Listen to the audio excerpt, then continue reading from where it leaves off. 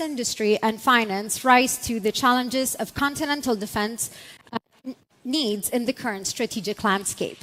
To moderate the next panel discussion, it is my immense privilege to introduce Oana Lungescu, former NATO spokesperson and now distinguished fellow with the Royal United Service Institute in the United Kingdom. Oana, please join me on stage.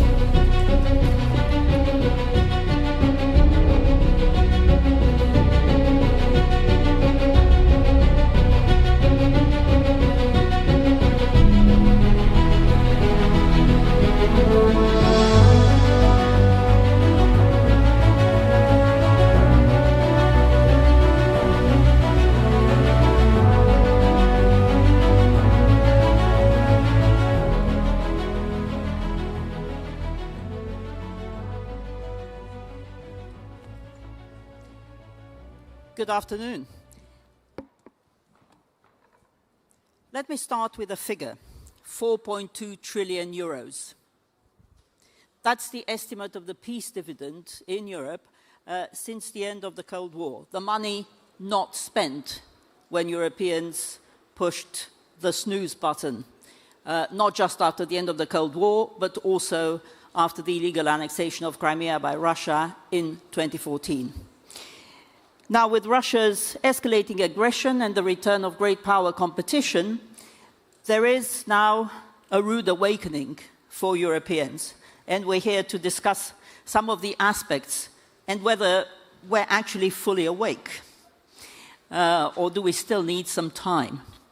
In terms of money, I think we're making great progress, not least with a package of 800 billion euros, including 150 billion euros for the SAFE program in the European Union, and of course the decision of NATO allies at the Hague summit earlier this year to spend 5% of GDP on defense, which is basically a return to Cold War levels of defense spending. So all of this sounds like a massive boost to the defense industry, but the question is, are we actually shifting from speeches and panels, indeed, about defense to defense contracts? Have we got the money? Have we got the political will? And have we got the time to do it?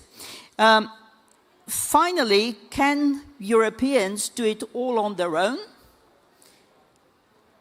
And can we do it without the Americans? What happens if the Americans are no longer there? So these are some of the questions and more that I'd love to discuss with a very distinguished panel. And as we were talking just before, it's not a manel for once. It's probably the most female-dominated panel, sorry, Herald, at this conference. So well done for that. Sadly, also because our Polish participants, Minister Gołota, had to drop out at the very last minute and is leading a Polish delegation to Asia, which also shows something about the strategic challenges and opportunities that we face. But it also means for us it's an opportunity because we'll have a bit more time, and clearly you will also have more time to ask your questions and engage in the conversation.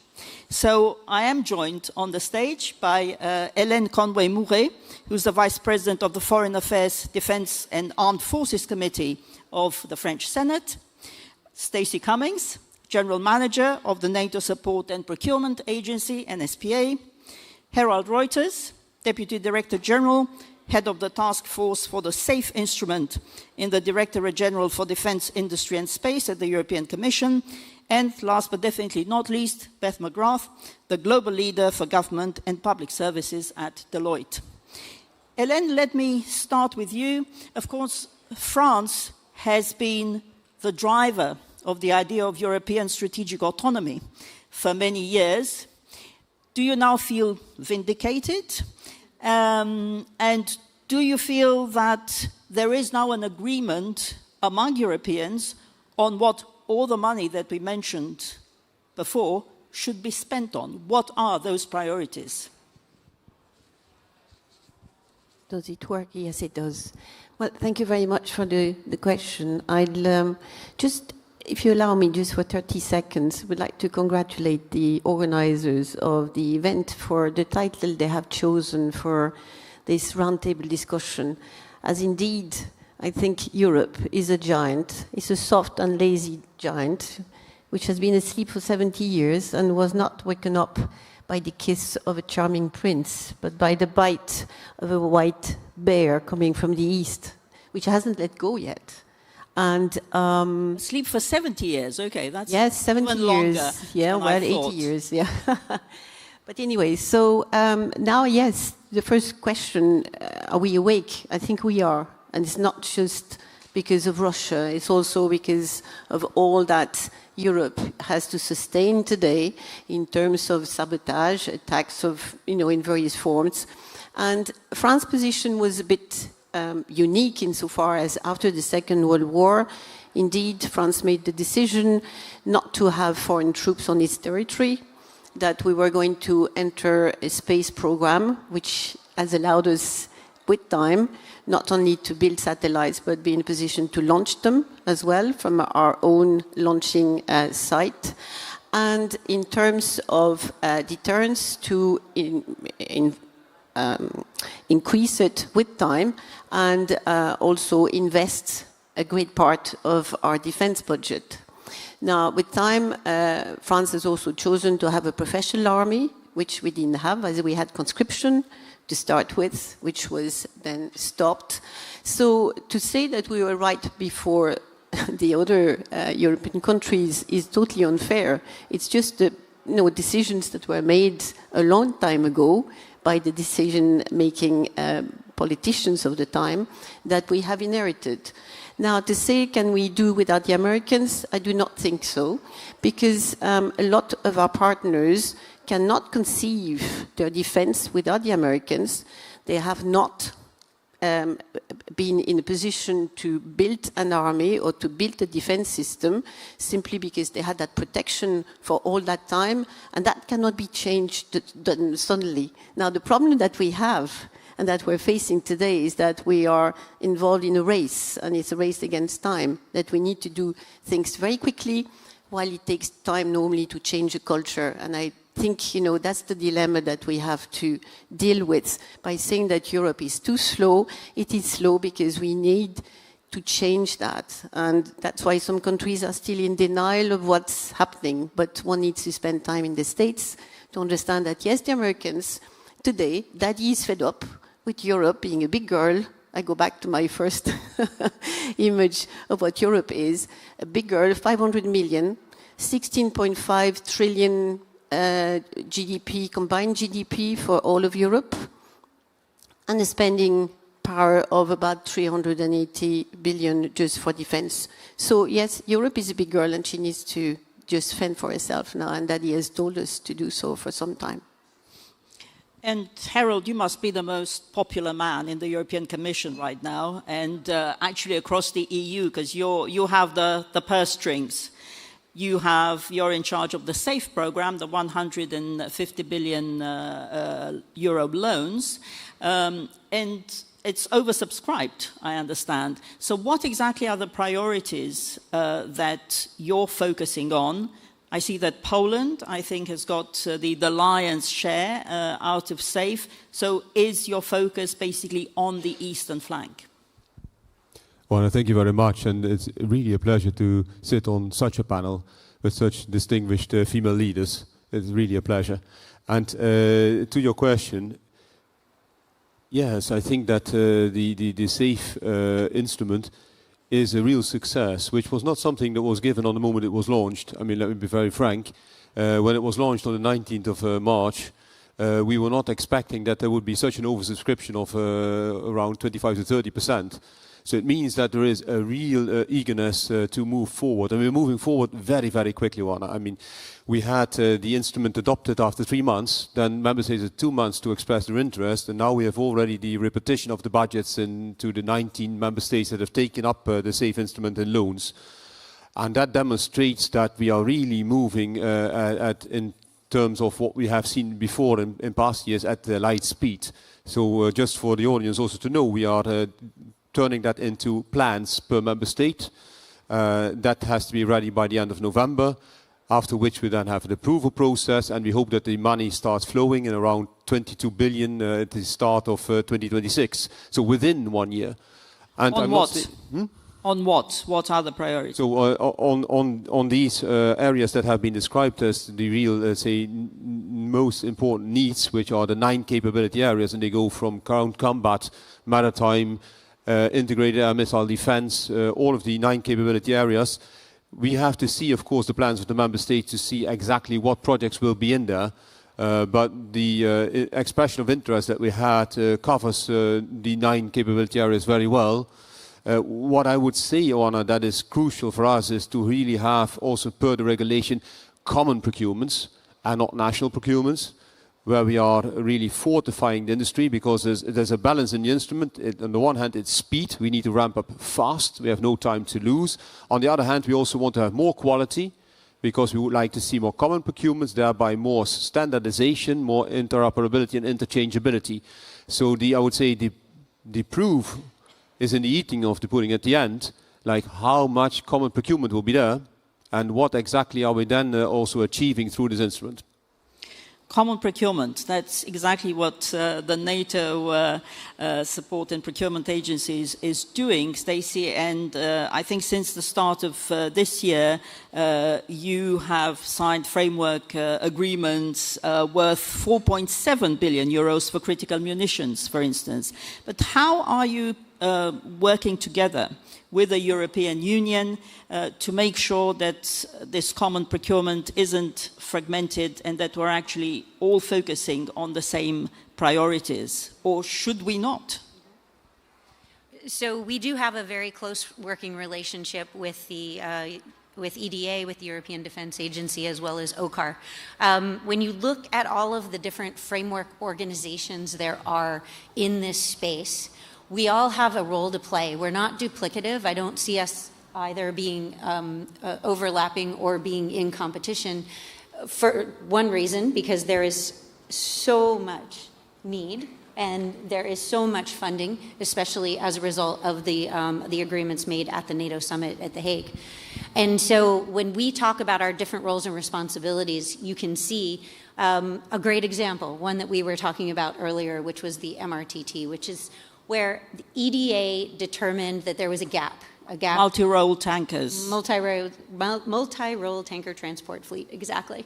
EDA identified that there was a gap, and the nations came together, agreed to rationalize their requirements. In other words, they didn't have national requirements, they had multinational requirements to fill a gap, and came to both NSPA and OCCAR for us to each play our part in order to deliver a capability that is not only delivering, but that is growing, because nations can see what great value is being added. And what you can see there is that an individual nation doesn't have to invest in a fleet. An individual nation can work together with other nations, create a fleet that can be shared, which reduces the cost for everyone. And this is just one example of many. So for me, when I think about how we are going to successfully meet the requirements of the future, how are we going to send a signal to industry to invest, and how are we going to send a signal to our adversaries that we're together, is by aggregating demand, doing that as early in the life cycle of a program as you possibly can, and competition. And so having competition as early in the life cycle as you can, and to maintain it for as long as you can, is how we challenge industry to deliver the best possible technical capability. We challenge industry to work together, so not to come with delivering exactly the same thing from different companies, but working together to deliver the best capability. And of course, to get the best possible value. Because when industry competes against each other, as opposed to nations competing for a limited amount of production capacity, the government, we get the best possible price, and we get the best possible capability, and we get it on schedule. But is that what's happening now, Beth? I mean, isn't the risk that having so much money out there at once on defense will actually just deliver higher prices and slower delivery dates for capabilities? Well, I hate to say that, from an industry perspective, again, we're talking about conventional warfare is really the examples that have been given in terms of armaments and tanks and air defense. And so I do think, Stacy's right in terms of this aggregated demand will, I'll say, create a very strong demand signal to industry that I'll say government is serious.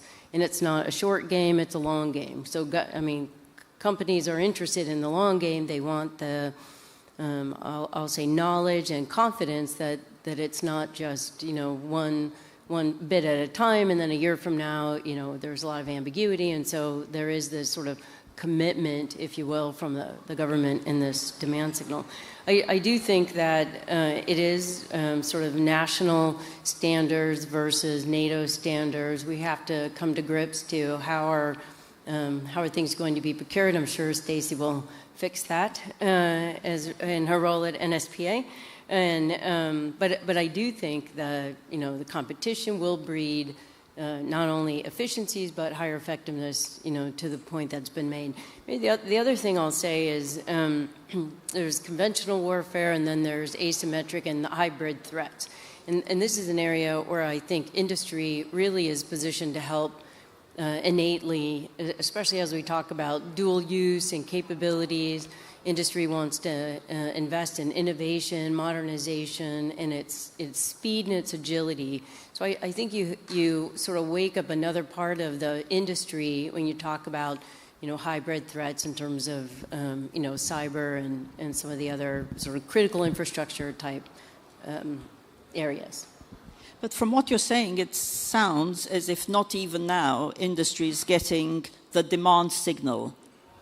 Is that how you feel on the panel? Are we still not sending the right signal?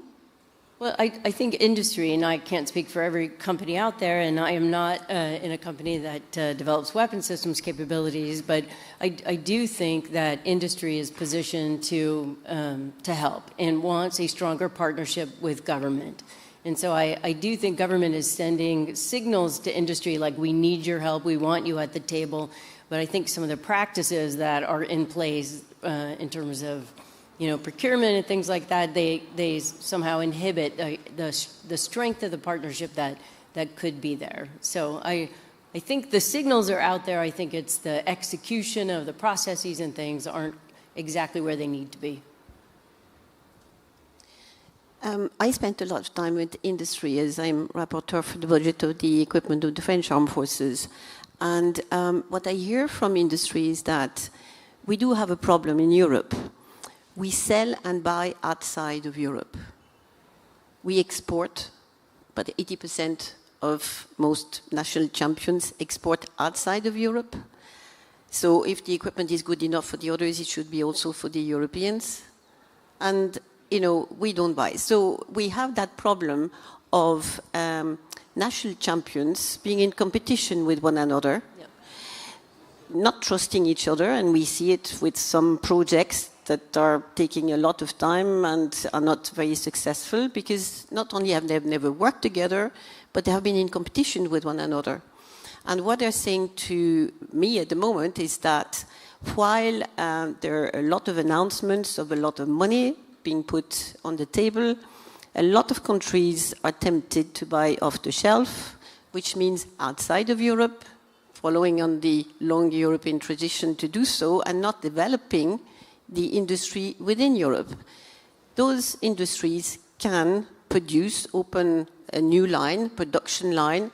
They can double the production, they can shorten the length of a delivery if they get the orders, and they're not getting them. So there's a paradox of having all this money being announced, and yet those national champions in the various European countries not getting the orders from the States. So we have a problem there to solve, and we have to solve it quickly if we want to have a European industry that is able to stay up, with the competencies that we have, not lose them, but also to actually create jobs and create growth within Europe, to, if one thing, to actually repay the loans that most European countries will have contracted through SAFE.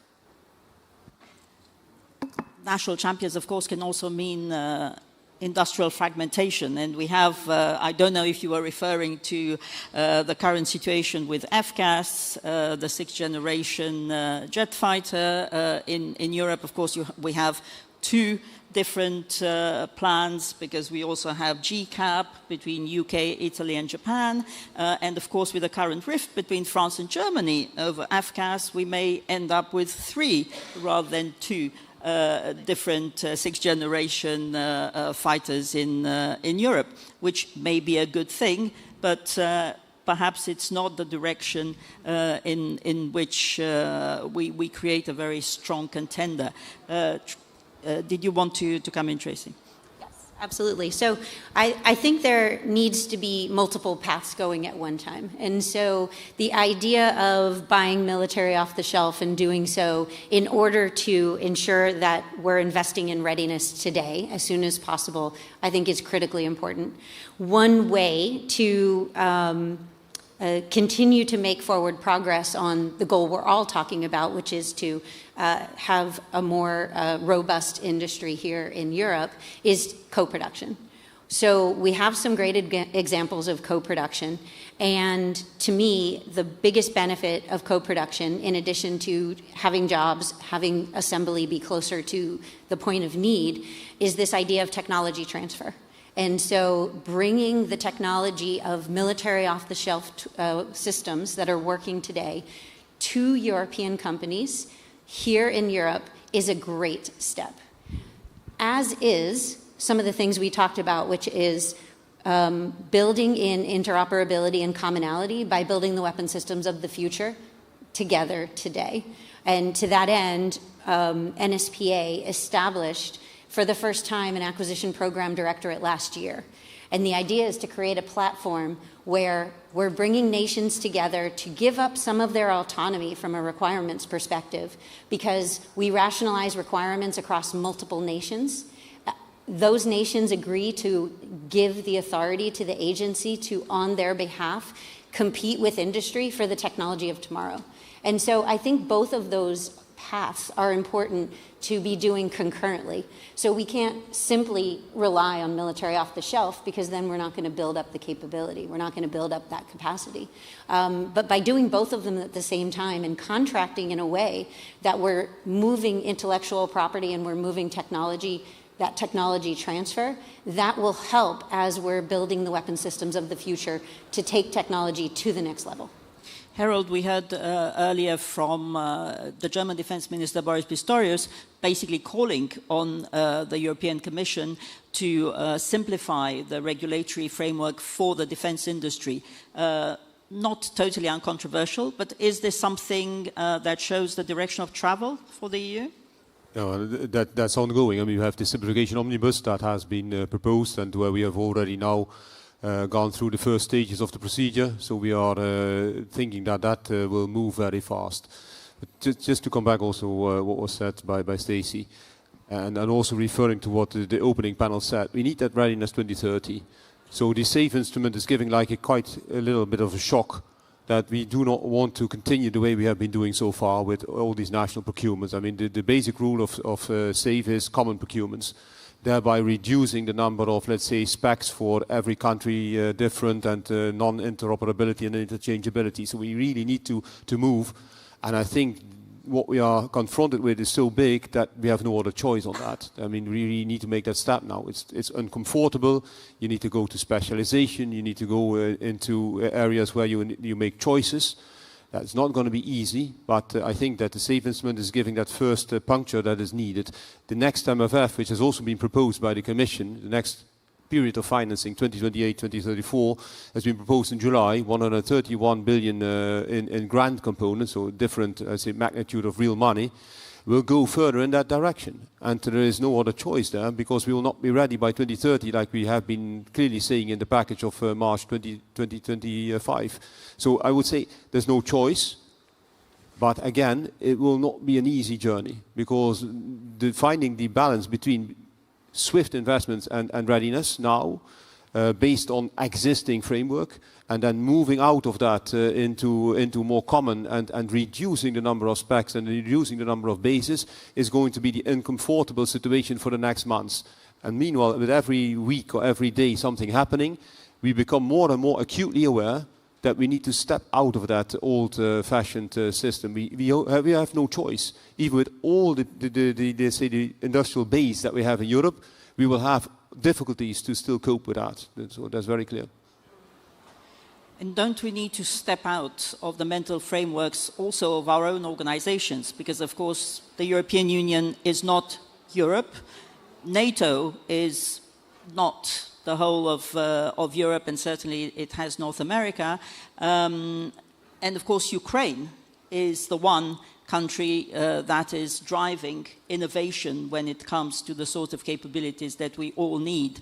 So how do we go about opening these frameworks and working much more closely in terms of innovation, in terms of expertise, in terms of the capabilities that we need with countries like Ukraine, but also looking beyond to Norway, the UK, when it comes to the EU, Turkey, South Korea, Japan, Australia? Beth? Yeah. Oh, for me. Oh, I thought we were changing the government rules here in terms of enabling this, I'll say, interoperability by design, which I think is what we're talking about. And I spent 25 years working for the U.S. Department of Defense, so I understand the bureaucracy all too well. But I would also say that as we communicate to industry, this aggregated demand using a standards-based approach, understanding that we want to build up industrial-based capability in many different countries at a national level, that those things take time. And they take a long time. And there is this right now need in terms of we have an urgency I'll say problem. We need stuff today. And so I do think there is this longer game. I talked about, this aggregated demand sends I'll call it the right signal to industry that we're in this for not just today, but tomorrow, the next day, and many years to come.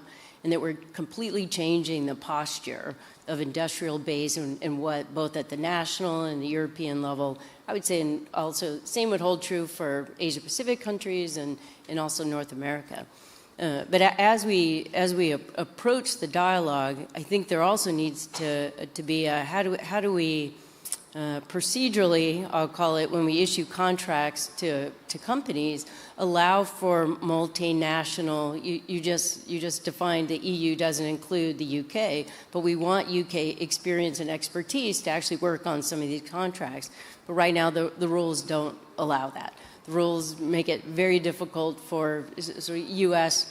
Personnel to engage. And so I think this fundamental shift in sort of mindset and how we're thinking, how we act from a procedural perspective is absolutely what's needed. Industry is ready, definitely to work across all these boundaries. Just to, with regard to Ukraine is fully eligible already at this moment and safe. So there are very close encounters between the two sides on the industrial base, on the governmental base. So that's happening full speed. I mean, the SAFE instrument wants to give a puncture to the European defense technological industrial base, but doesn't mean that there is no cooperation with the others. And we are having negotiations right at this moment with UK and Canada that they can come beyond the boundaries of the 65-35%.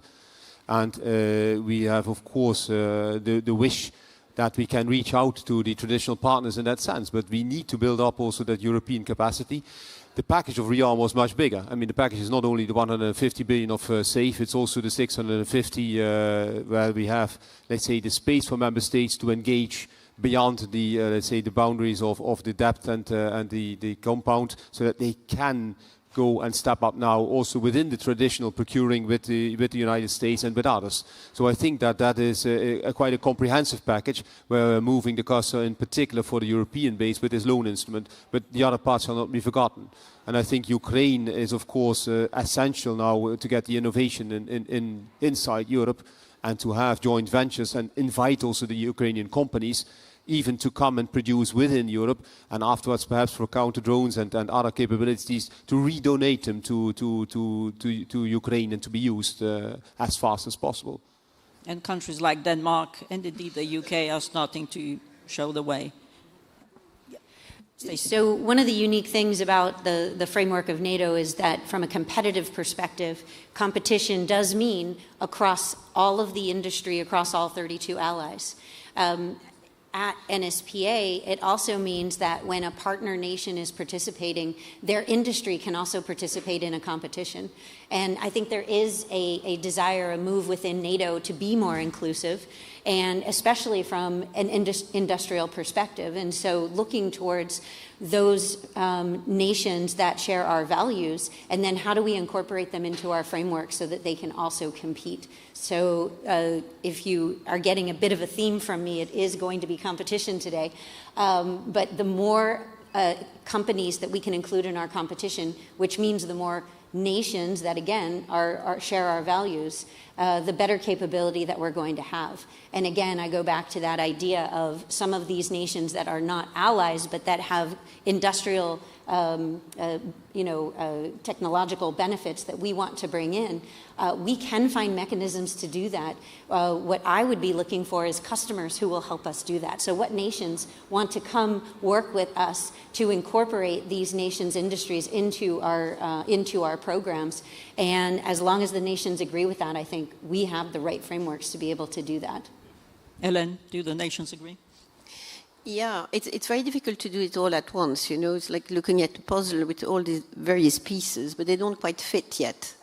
And maybe from the macro, I could come back to the micro level, and let's think about the pan-European, maybe, initiative that, you know, with co-design, co-production, and on the basis of the tools that have been designed by the EU, which has a financial power that no individual country today has, to actually build the specs and indeed attract the outsiders of this pan-European meaning, of course, the UK being included in it, perspective, having outsiders coming in, because I find it very difficult to reconcile NATO, EU, you know, all of these have to come together before something happens in terms of regulations and so on, and then we're back into being too slow and taking too long, you know, too much time. So, well, that's just one concrete proposal to your question. Thank you. And I think there's actually even less time because, of course, the elephant in the room, or maybe the elephant that's not going to be in the room, is the possibility that the United States will withdraw at least some capabilities from Europe with the global posture review. We don't have the outcome yet, but obviously that is a possibility as the US looks to other parts of the world. So that means that, you know, we're now just getting our ducks in a row, but the rows will change very fast, perhaps. How do we plan and prepare? Does it mean changing the NATO defense planning process to focus on other capabilities? Does it mean getting even more money for programs, you know, for Herald and for programs such as SAFE? How do we deal with that now? An easy question. Who wants to answer? I'll take it first. Stacy, please. So I'll shift away from weapon systems, and I think this is when we really need to be talking about logistics and enablement. So I think in the vernacular of thinking about how you're spending money, it's easy to explain large weapon systems and things that you can see. But in reality, you know, there's a quote that, you know, professionals talk logistics, right?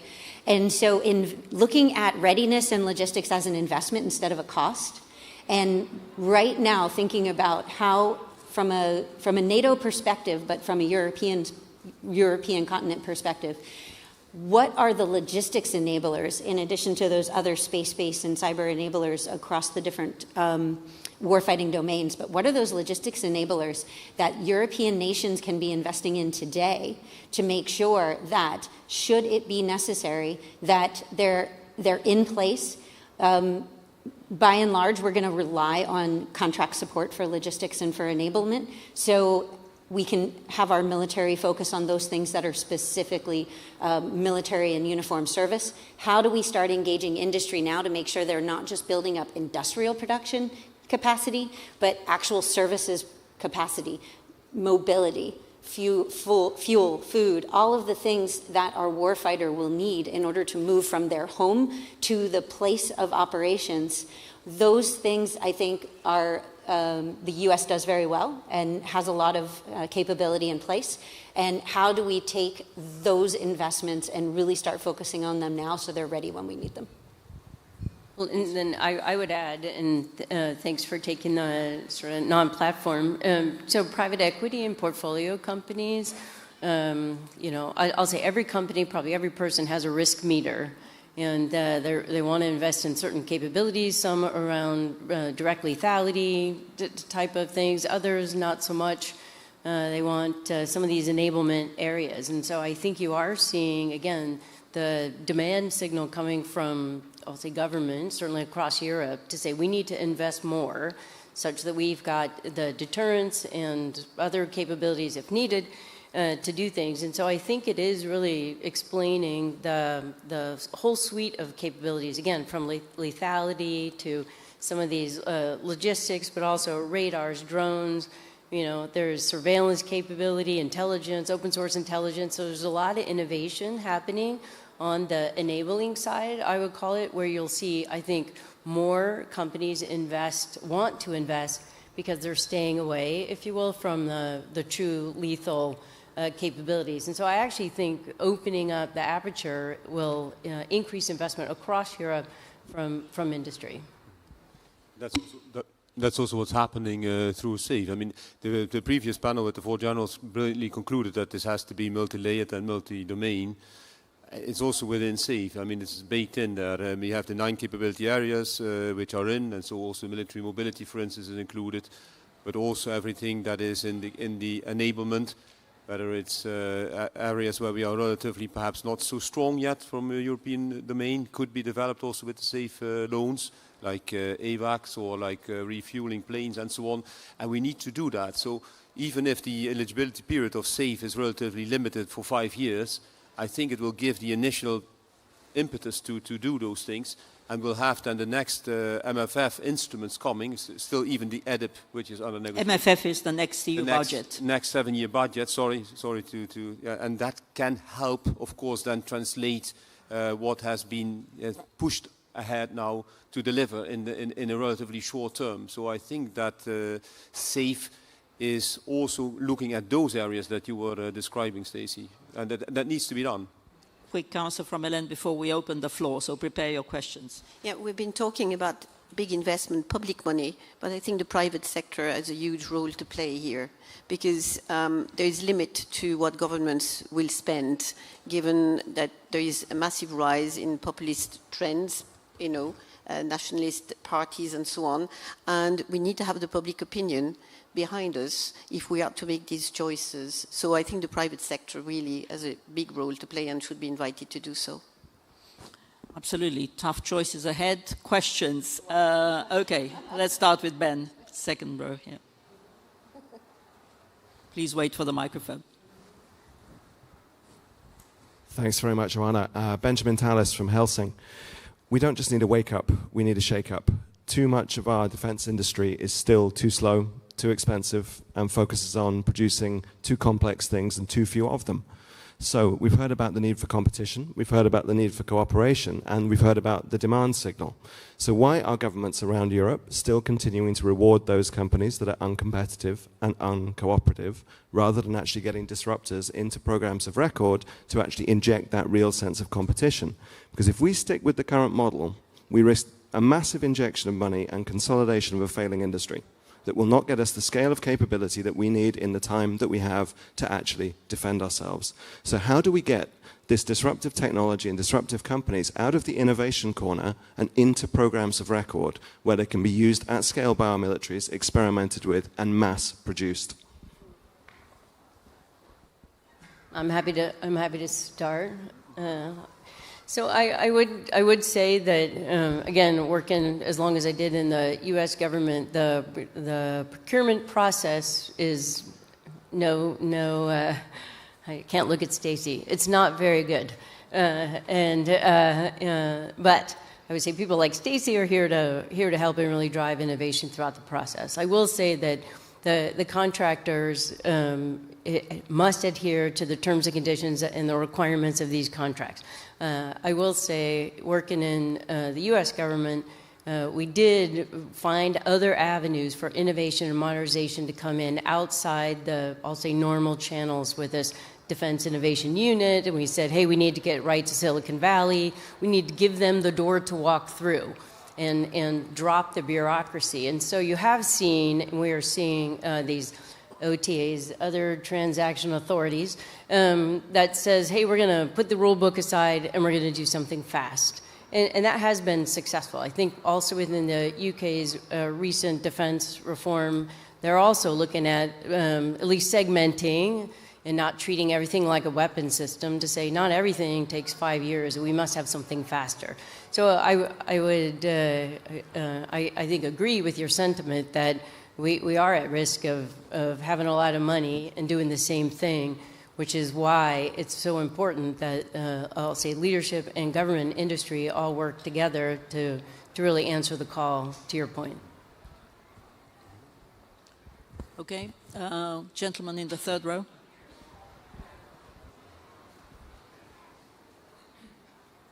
Thank you. Dr. Chris Lewis from Babcock International. If NATO were required to fight tonight, how would the panel see the military-industrial complex changing? Changing. Sorry, you mean by changing that the countries will have a real war economy, which is not the case today? How would you see it changing from now?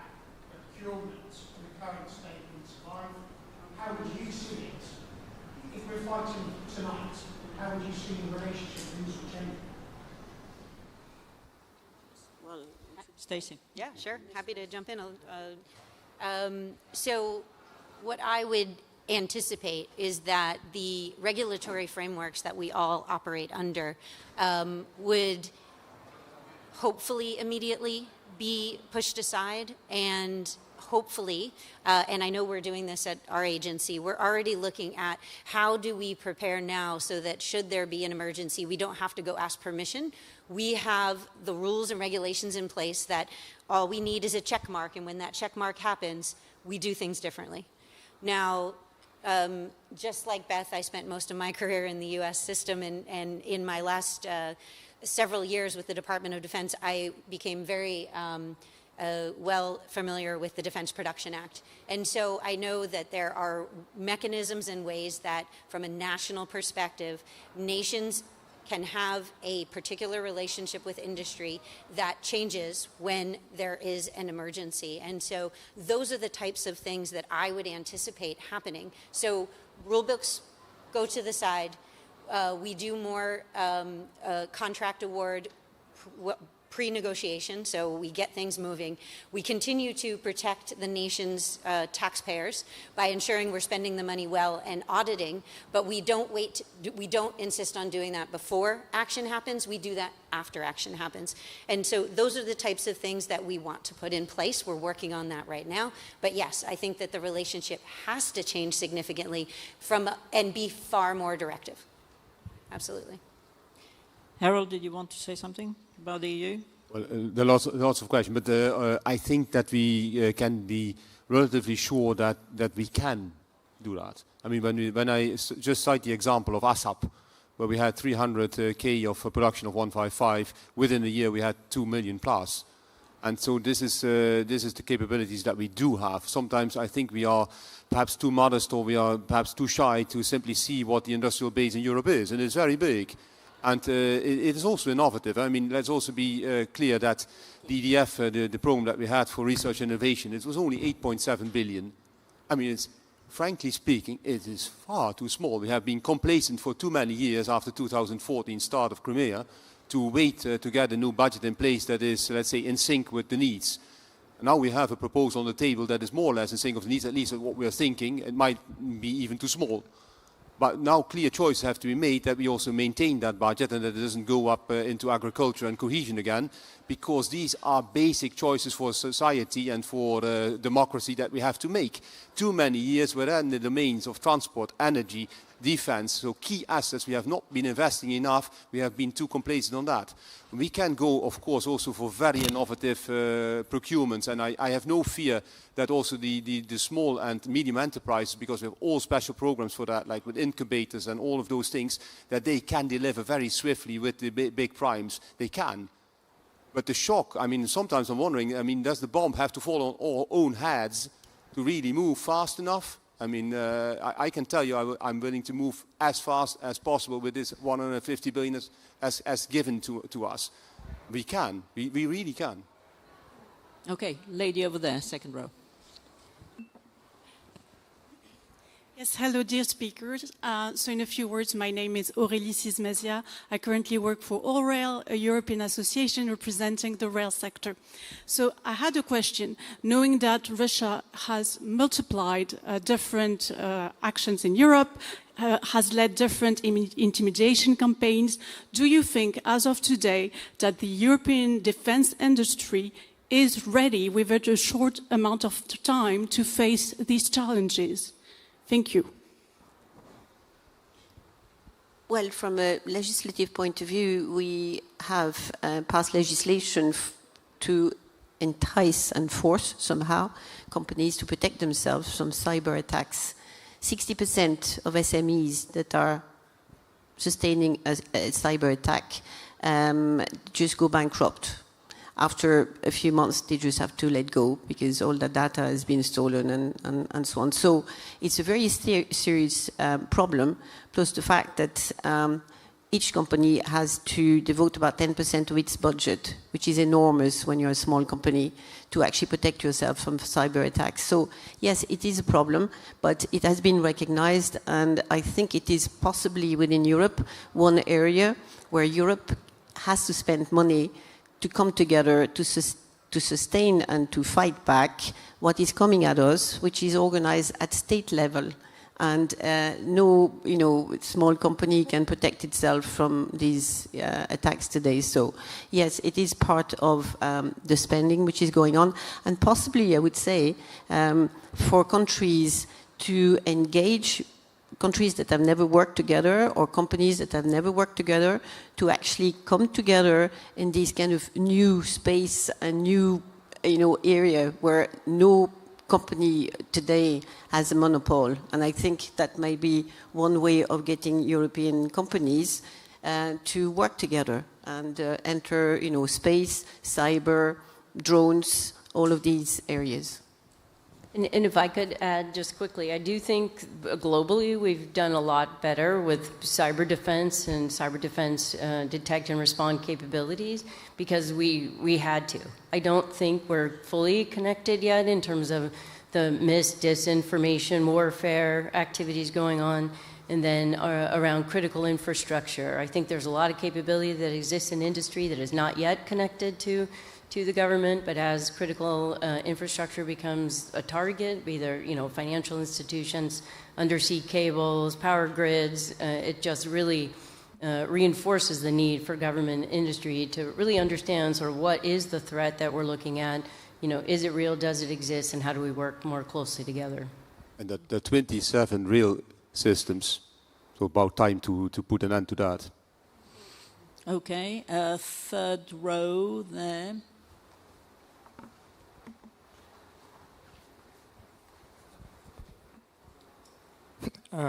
I'm Oleg, I'm from Kyiv, Ukraine, and I want to quote you a bit on putting the rule book aside, because the defense industry is far from being the cleanest one.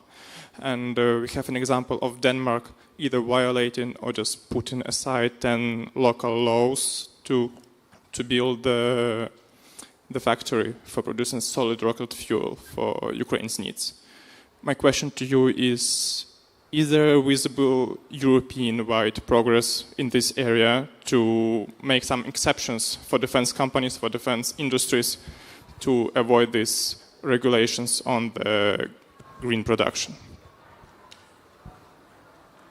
It's the question that we had also before on the omnibus, where we are really trying to accelerate, but within a legal framework, so that you are still respecting, for instance, all the environmental impact assessment legislation or procurement legislations, but with the possibility to accelerate. So it's not about putting them really aside. It's about having a framework where you can really, in a controlled way, accelerate.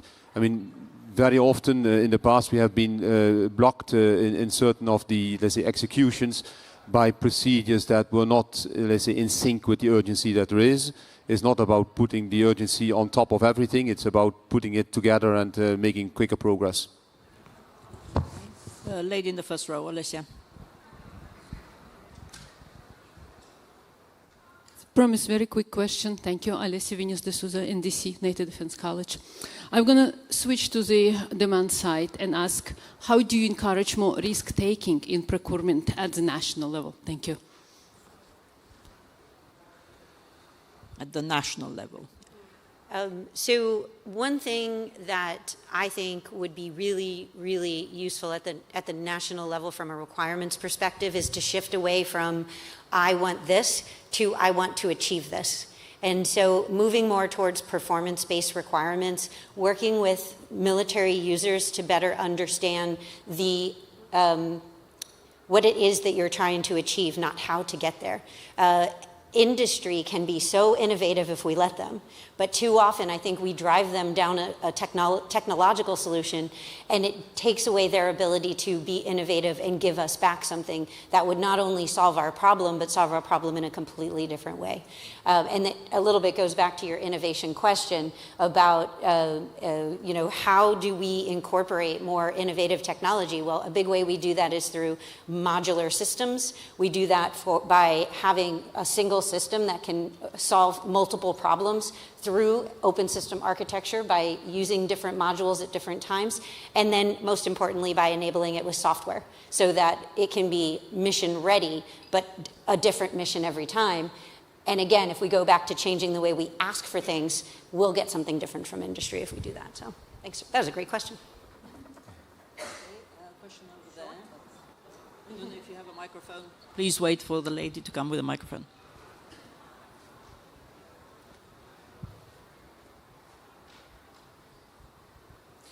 May I ask you a Marshall Foch question? When the European giant is fully awake, what exactly is it to do? Is it to provide Ukrainians with more weapons for another year or two so they can fight to the last Ukrainian? Or is it to provide some nuclear weapons so that actually there could be an end to this conflict? How is Europe going to prevail once the giant is awake? Well, the giant is awake, not when it is awake. I think it is awake, and the speed at which things are happening within the EU is just showing that. And indeed, Poland has been leading the way. You know, the Polish presidency was remarkable in what was achieved just in 6 months with EDIP and the Weimar Triangle that was revived, and SAFE that was pushed, you know, and passed in a, you know, speedy way. So, you know, we are doing things a bit faster. As regards using nuclear bombs, well, Russia is a nuclear power. So what do? We just destroy the world, each other, and those that will survive in bunkers for a few years and come out, you know, when everything has been killed on Earth. So I'm not too sure it is a response. Well, maybe that's the kind of French way, that the nuclear power is to be used as a deterrent. And, you know, not to be used really unless absolutely necessary, but need to be struck first. So, no, the giant is awake, and what it is to do for Ukraine, fight the last soldier, maybe not, insofar as, you know, at last, we've done it slowly, but we are supporting Ukraine big time. Ukrainian soldiers are being trained on European territories.